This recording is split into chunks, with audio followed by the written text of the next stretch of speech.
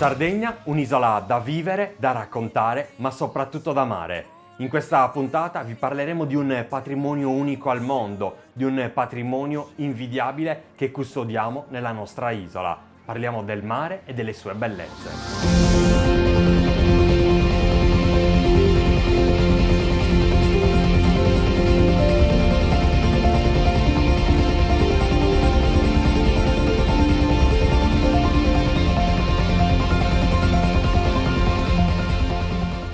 La Sardegna, con le sue isole minori circostanti, occupa un'area di ben 24.090 km². È la seconda isola del Mediterraneo.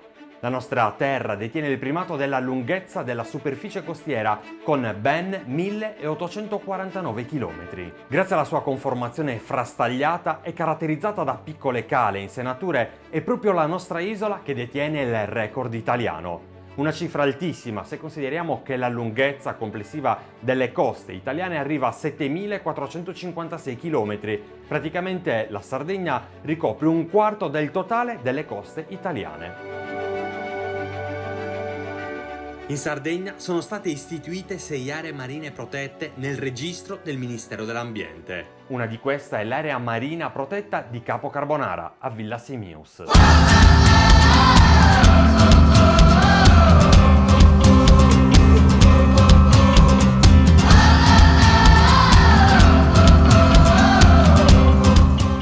L'attuale Villa Simius nasce nei primi decenni del 1800, quando il generale Antonio Incani la rifondò con un gruppo di contadini provenienti da Settimo San Pietro.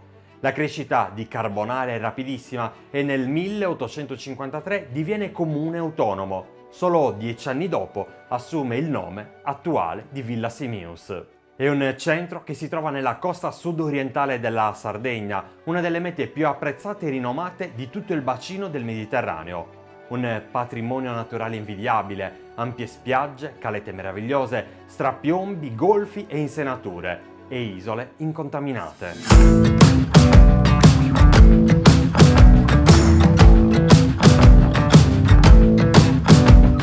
L'area marina protetta Capo Carbonara è stata istituita nel 1998 con decreto del Ministero dell'Ambiente e della tutela del territorio del mare.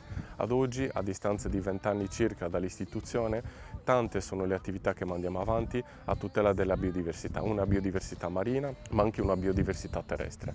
I campi di attività spaziano dal livello marino, quindi tutto ciò che riguarda la superficie del mare e i fondi del mare, per arrivare sino al demanio marittimo, quindi competenze sul rilascio di concessioni balneari, sul rilascio di autorizzazioni, dare al turista una maggior sicurezza, un maggior rispetto degli spazi, un maggior rispetto di quelle che sono le attività a protezione della biodiversità.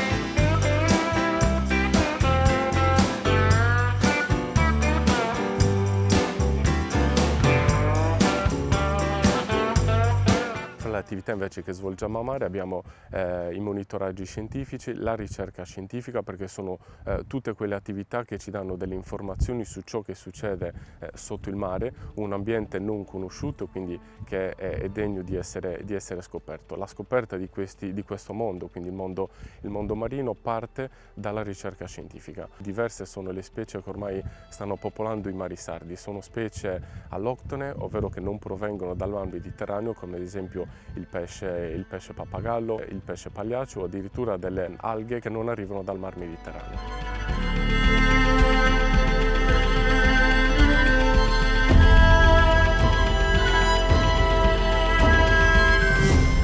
Il mare in Sardegna è il ritratto della nostra esistenza.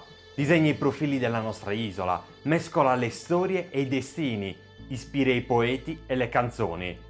Parla la lingua dei popoli e di tante culture che lo hanno attraversato nel corso dei secoli. È uno sguardo dai 1000 colori, cambia con l'umore del cielo, regala albe e tramonti di inedita intensità. È il luogo che attrae e accoglie migliaia di visitatori, che apparecchia i sogni e trasporta sentimenti e suggestioni oltre la linea del suo orizzonte.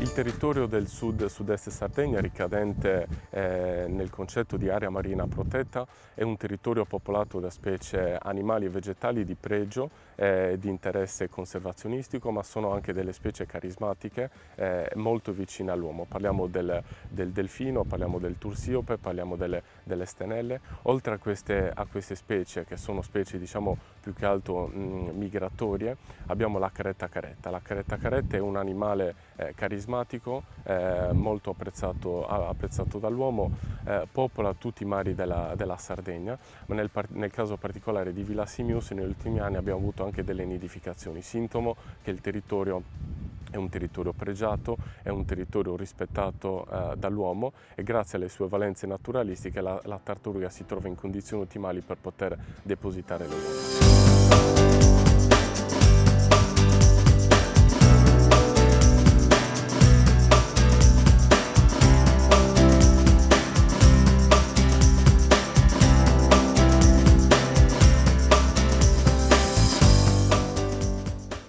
Un altro evento che ci ha visto impegnati a 360 gradi sono gli avvistamenti dei capodogli e delle balenottere che frequentano ormai da un paio d'anni il territorio di Villa Simius.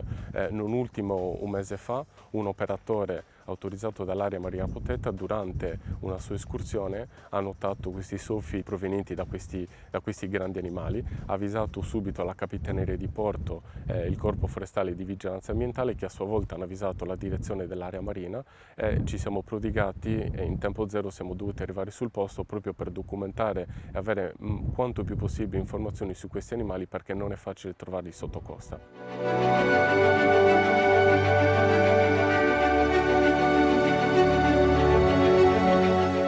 L'isola dei Cavoli è di impareggiabile bellezza, immersa in un contesto naturalistico selvaggio e protetto. Il suo nome, secondo l'ipotesi più accreditata, deriva dall'abbondante presenza endemica di piante di cavolo selvatico. Ha una superficie di appena 43 ettari. È un vero gioiello floro-faunistico a meno di 1 chilometro da Capo Carbonara. Sul rilievo più alto sorge il suo simbolo, il Faro dei Cavoli, le cui pareti sono ricoperte da piccole tessere bianche e dai colori cangianti, dall'azzurro al viola. È stato costruito nella metà dell'Ottocento e ha inglobato una vecchia torre spagnola del 1591.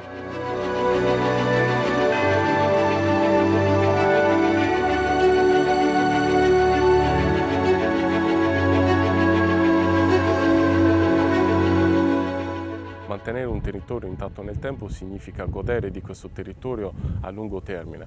Quello che chiediamo come gestori di questi piccoli spazi, sia marini che sabbiosi, quindi che terrestri, è il maggior rispetto delle regole per far sì che questo bene venga mantenuto intatto nel tempo. Purtroppo non è facile attenersi a delle regole, ma cerchiamo di vedere questo territorio come casa nostra. Ricordiamoci che l'uomo appartiene alla natura come la natura appartiene all'uomo, quindi il binomio uomo-natura è fondamentale per far sì che tutto questo mondo rimanga quanto più intatto possibile e quindi noi stessi possiamo goderne a lungo di questo territorio. La vita in Sardegna è forse la migliore che un uomo possa augurarsi. 24.000 km di foreste, di campagne, di coste immerse in un mare miracoloso dovrebbero coincidere con quello che io consiglierei al buon Dio di regalarci come paradiso. Queste parole di Fabrizio De André coincidono davvero con un sentimento che tutti noi portiamo nel cuore, perché la Sardegna è davvero il nostro paradiso. Noi ci lasciamo così, ricordatevi sempre che chi ama davvero la Sardegna viaggia con noi, viaggia con Sardegna Live.